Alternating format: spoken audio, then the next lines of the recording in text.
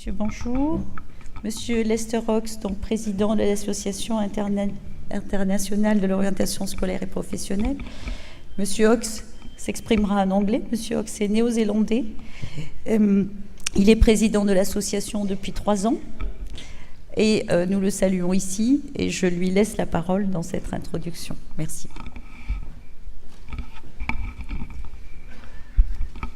Monsieur le lecteur, Madame Negret, Monsieur Dominique Ocard, Président de la COP France, chers collègues, bienvenue à la conférence. Well, I am Lester Oaks and I am from New Zealand. In New Zealand, we're good at some things and not so good at others. We're good at playing rugby. We're good at growing sheep. We're good at making movies. But we're very bad at speaking French. However, we're also good at giving things a go. And as French is the language of our host country, then give it a go I will. Good luck to the translators. There will be some French, some English, and a little bit more French. So let's see how it goes. Travailler dans le domaine de l'orientation professionnelle est un cadeau. You with me so far? Assister à une conférence internationale est un privilège. Être ici, dans ce ville magnifique, est un rêve qui se réalise.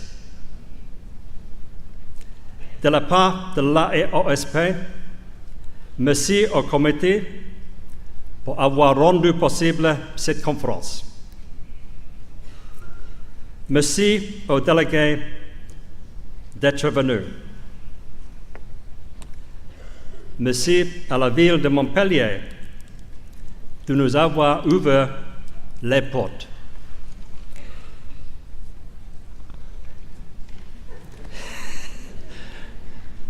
Okay, time just for a little English now. My English friends, of course, would say that I don't speak English well either. But that's okay. I would just say that they're very old school.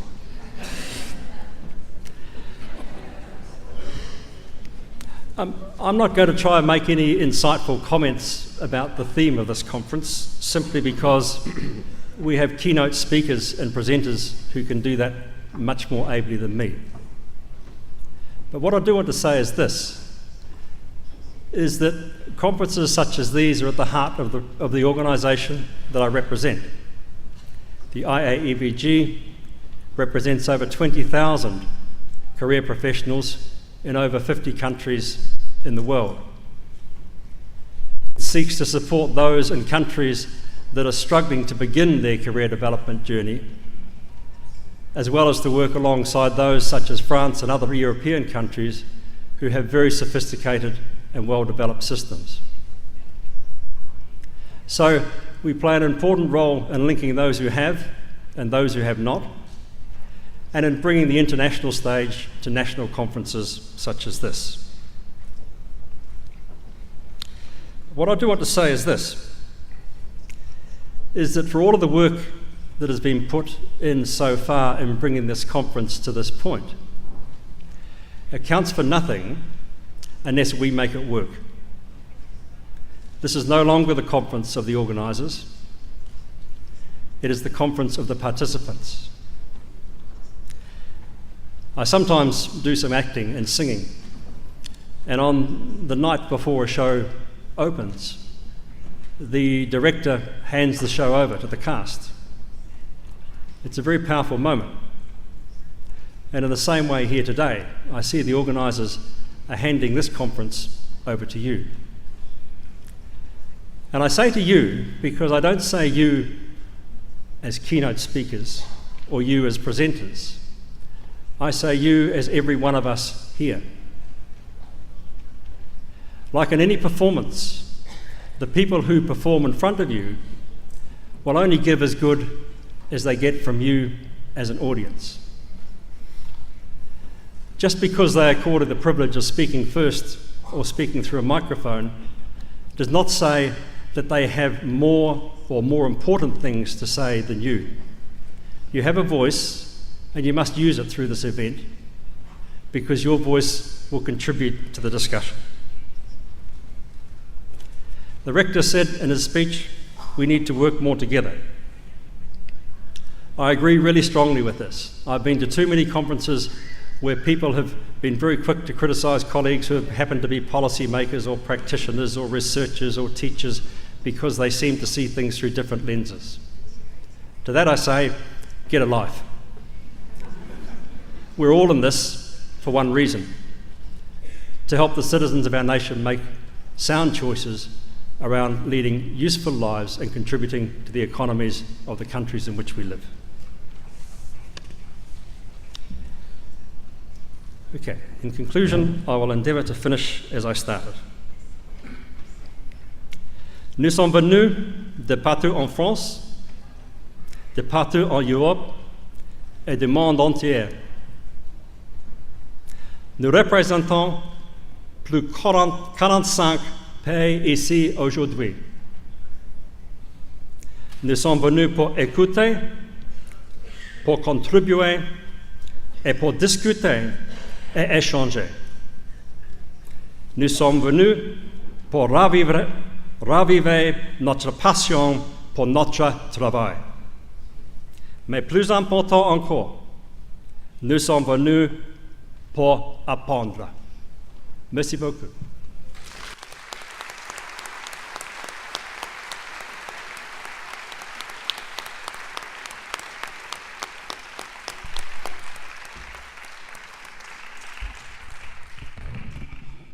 Merci, Monsieur O. Monsieur Dominique Ocard, président de l'Association des conseillers d'orientation psychologue de France.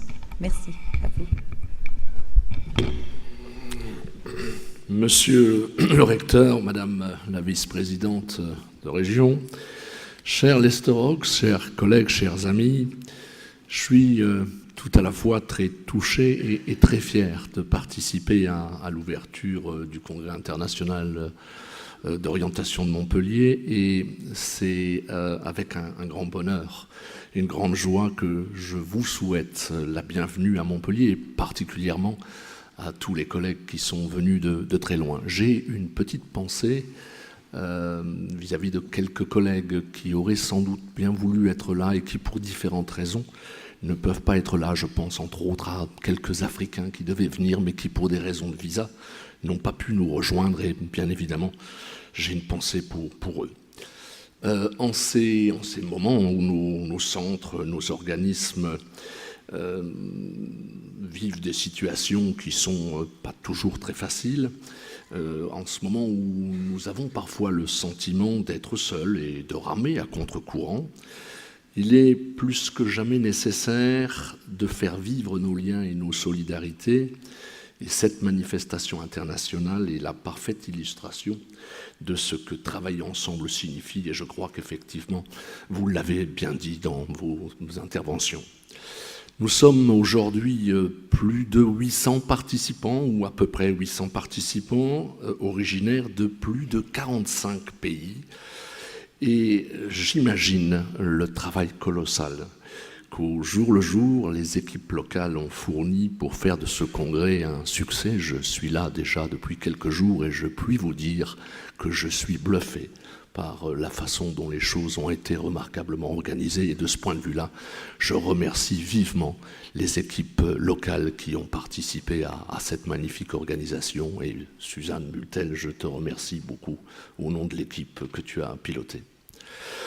Avant d'aller plus loin, je voudrais faire une petite réflexion, je voudrais vous soumettre une petite réflexion, et je vais essayer de vous parler avec une sincérité dans le propos, qui va peut-être interpeller, mais je crois que les praticiens de l'orientation que nous sommes, les psychologues que nous sommes en charge de l'orientation, sont assignés aujourd'hui à la lucidité.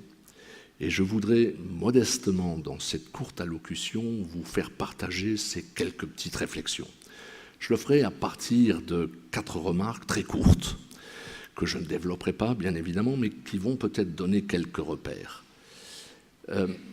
Auparavant, avant de rentrer dans cette série de remarques, je ferai juste un tout petit point sur la situation économique et particulièrement sur la situation de l'emploi telle qu'elle implique l'orientation et telle qu'elle justifie, notamment en Europe, les réformes actuellement en cours.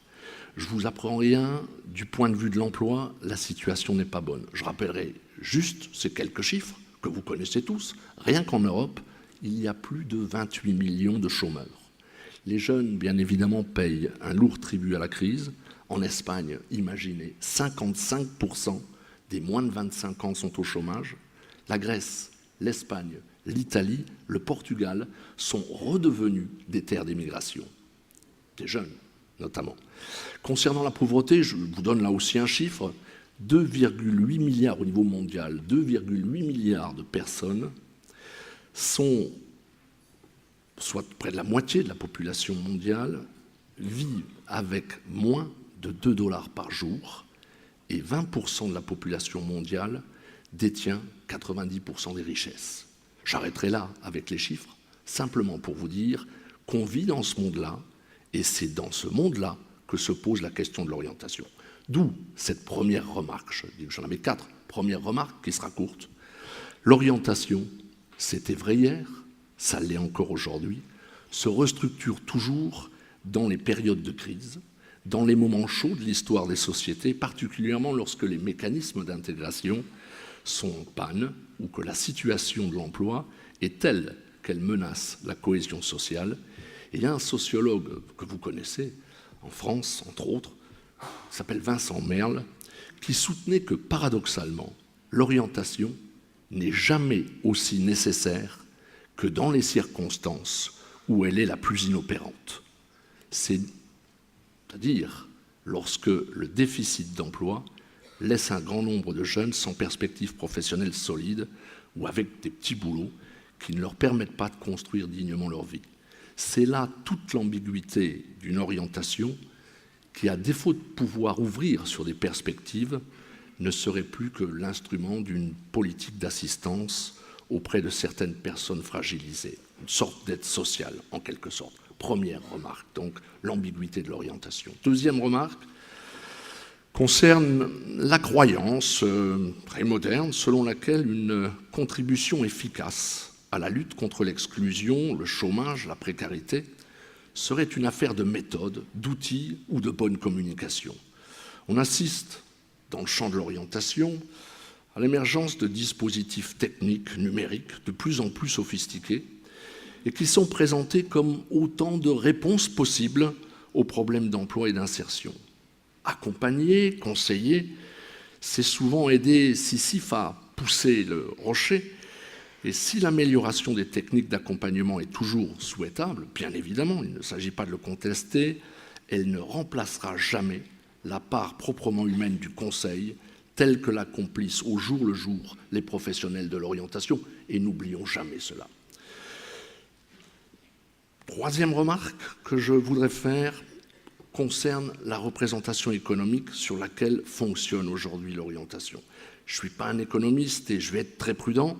Je citerai un économiste qui, de manière un peu provocante, utilisait cette petite phrase. Il disait cela, je le cite, « Celui qui croit, disait-il, qu'une croissance forte peut continuer dans un monde fini est soit un fou, soit un économiste. » C'est Kenneth Boulding qui disait ça. Plus sérieusement, la plupart des spécialistes de ce domaine pensent qu'on est parti pour vivre durablement avec une croissance faible dans les pays développés et que c'est également ce qui guette à ces courtes échéances les pays émergents à forte croissance actuelle. Une croissance forte et durable telle que nous l'avons connue, en France notamment, avec ce qu'on a appelé les 30 Glorieuses, est impensable. En tout état de cause, et je crois qu'il faut peut-être bien intégrer cela, le monde, la planète, est absolument incapable de supporter écologiquement déjà, et c'est pas rien, la généralisation d'un productivisme illimité.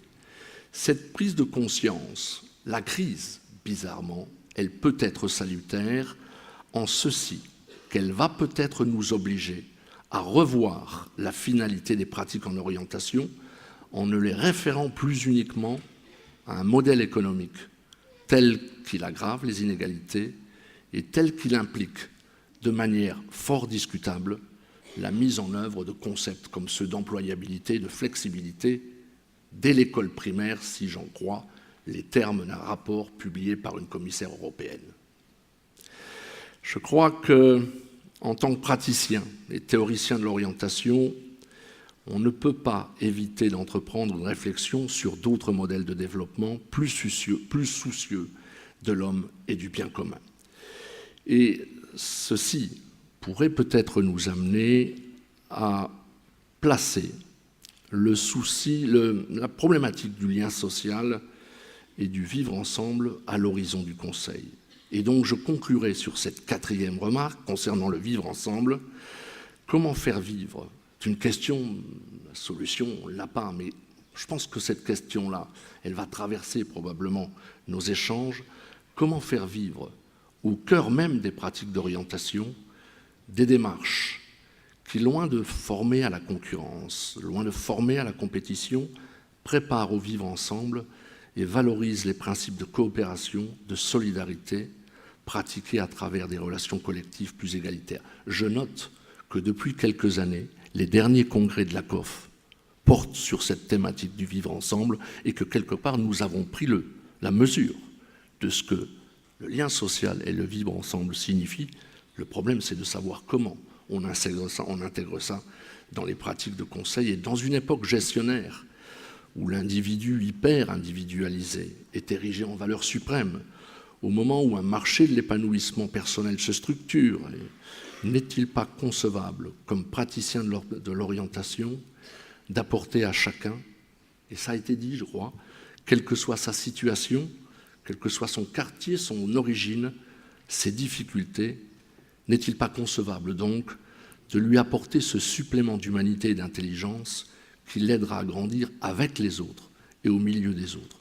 Le défi est sans doute immense sur les moyens de faire vivre cette idée de lien social dans nos pratiques, mais c'est admettre que l'orientation n'est pas qu'une simple affaire de technique ou de dispositifs censés produire de la motivation et du développement personnel. Elle est de part en part ce que j'appellerais une construction socio-psychologique complexe. Voilà pourquoi, de mon point de vue, nous sommes ensemble, mobilisés et déterminés, unis et outillés intellectuellement. Voilà pourquoi nous devons associer, selon la formule de Gramsci, le pessimisme de la raison, qui permet la lucidité, et l'optimisme de la volonté, qui reste une exigence à l'égard de l'avenir. Dans ces conditions, chers amis, j'ose croire que demeurer humain dans l'exercice de nos pratiques ne devrait pas être une tâche aussi accablante que cela. Je vous remercie et je vous souhaite à toutes et à tous un excellent congrès.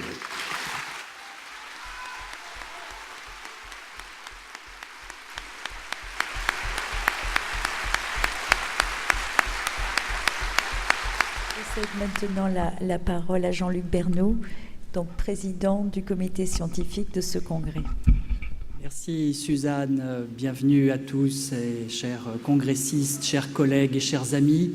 Je me réjouis également de cette organisation et puis de votre présence. Vous êtes si nombreux aujourd'hui et vous représentez la diversité de l'orientation d'aujourd'hui et c'est vraiment une très grande joie de pouvoir vous accueillir.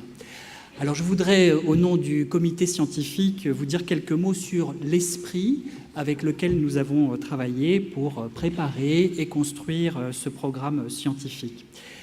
Comme tous les acteurs qui sont ici présents, nous nous réjouissons tout d'abord que ce soit Montpellier et la France qui accueillent ce congrès avec un choix de thème audacieux qui rend autant hommage à la tradition qu'à la modernité. Je voudrais tout d'abord remercier chaleureusement tous ceux et celles qui ont contribué à la préparation de cette manifestation scientifique. Tout d'abord pour que les contributions scientifiques puissent être expertisées dans les meilleures conditions. Et je voudrais particulièrement remercier les membres du comité d'organisation, en particulier Suzanne Bultel, Elisabeth Perrin, Frédéric Liez, et tous ceux et celles avec lesquels nous avons particulièrement travaillé. Un comité d'organisation qui, croyez-le, n'a pas compté ses heures pour répondre à toutes les questions, les sollicitations et les obstacles qui sont présentés au cours de la préparation de cette manifestation. Je voudrais aussi remercier les membres du comité scientifique. On ne va pas tous les citer, ils sont au nombre de 22. Ils représentent 15 pays différents et ils se sont prêtés de bonne grâce à un exercice difficile mais exigeant de mener des expertises en double aveugle pour chaque contribution. Et de surcroît, ils ont aussi apporté une réponse au-delà de la mission qui leur était souvent allouée, en donnant à chacun des conseils pour améliorer ses contributions et bonifier les présentations. Le comité scientifique a reçu 155 propositions exprimées dans 4 langues différentes. Ces propositions étaient majoritairement des propositions de communication orale à hauteur de 63%. Elles étaient suivies à part égale à environ 12% chacun par des communications affichées, des ateliers et des symposia. Il est à noter que 21 symposia ont été proposés, ce qui est très stimulant et qui montre effectivement la vitalité de notre discipline. Le choix du thème du congrès, je disais un choix audacieux, exigeant, montre à quel point, pour notre discipline, les questions scientifiques et les questions de société sont imbriquées. Et nous avons été très agréablement surpris de voir à quel point les contributions ont cherché à s'inscrire dans l'ambitieuse thématique du Congrès des droits de l'homme et du citoyen. Et même pour celles qui ne posent pas directement cette question, il y a toujours une volonté de l'aborder sous des formes diverses, par une volonté de clarification de nos concepts, de nos méthodes, afin de rendre l'orientation plus juste, plus équitable et fondée sur les progrès de la démarche scientifique. Il nous reste à espérer que ce congrès sera une étape pour que les réflexions et les travaux scientifiques qui sont nés ici puissent connaître d'autres destins, que ce soit la publication dans des revues ou d'autres formes de valorisation. Et nous espérons, avec sincérité, que ces contributions constitueront autant de supports pour l'innovation théorique et méthodologique en orientation, afin de nourrir les débats intellectuels et professionnels et de contribuer au dialogue interculturel et social.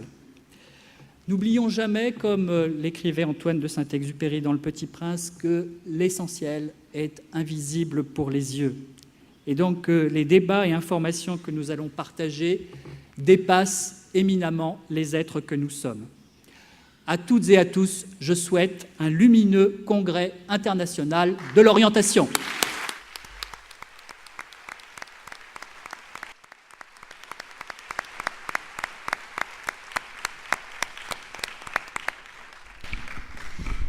Mesdames et messieurs, je souhaite remercier M. Ox, M. Ocar et M. Bernot pour leurs interventions.